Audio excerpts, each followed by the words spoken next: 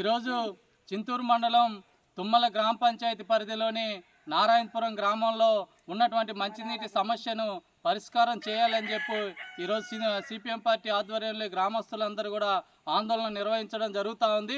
గత 2 నెలల నుండి ఇక్కడ ఉన్నటువంటి సోలార్ మోటారు పాడయ్యి ట్యాంకులోకి నీళ్ళు ఎక్కపోవడంతో ఇక్కడ గ్రామంలో ఉన్నటువంటి పైప్ లైన్లకు నీళ్ళు అందేటువంటి పరిస్థితి లేదు.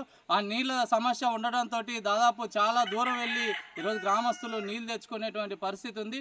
ఈ సమస్యను పరిష్కారం చేయాలని చెప్పి అనేక మార్లు గత 2 నెలల నుండి కూడా గ్రామ సచివాలయం చుట్టూ తిరిగి అక్కడ ఉన్నటువంటి ఇంజనీరింగ్ అసిస్టెంట్ గారికి కానీ లేకపోతే గ్రామ పంచాయతీ సెక్రటరీ గారు కానీ విన్నవించుకున్నా కానీ మేము అక్కడ ఉన్నటువంటి సమస్యను పరిష్కారం చేయలేము, మా గ్రామ పంచాయతీలో నిధులు లేవని చెప్పి ఈరోజు కరాఖండిగా అధికారులు చెప్తున్నటువంటి పరిస్థితి ఉంది. ఇది మార్చుకోవాలి.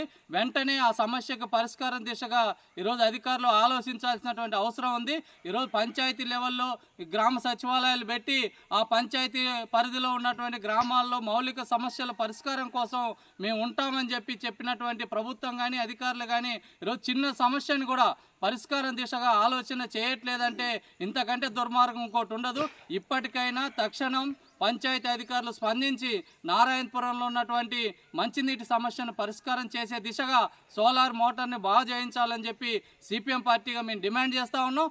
లేని పక్షంలో రేపు రాబోయేటువంటి బుధవారం నాడు ఐటీడీఏ ముందు గ్రామస్తులతోటి పెద్ద ఎత్తున ఆందోళన నిర్వహిస్తామని కూడా ఈ సందర్భంగా హెచ్చరిక చేయడం అనేది జరుగుతూ ఉంది.